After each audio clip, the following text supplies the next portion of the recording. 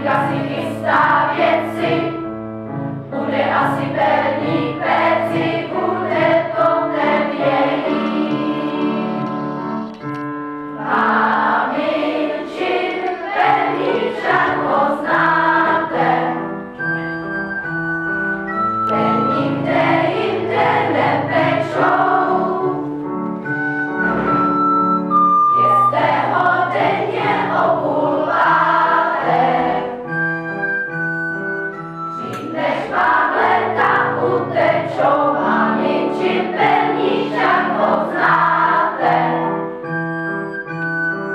ten nikde jinde nepečou. Jeste ho denně o půl pátek, dřív než vám léta utečou.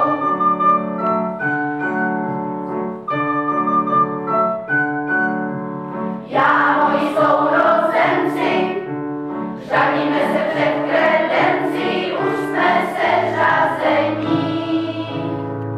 Chybí tady bratr Franta, ten nosí vždycky kvanta.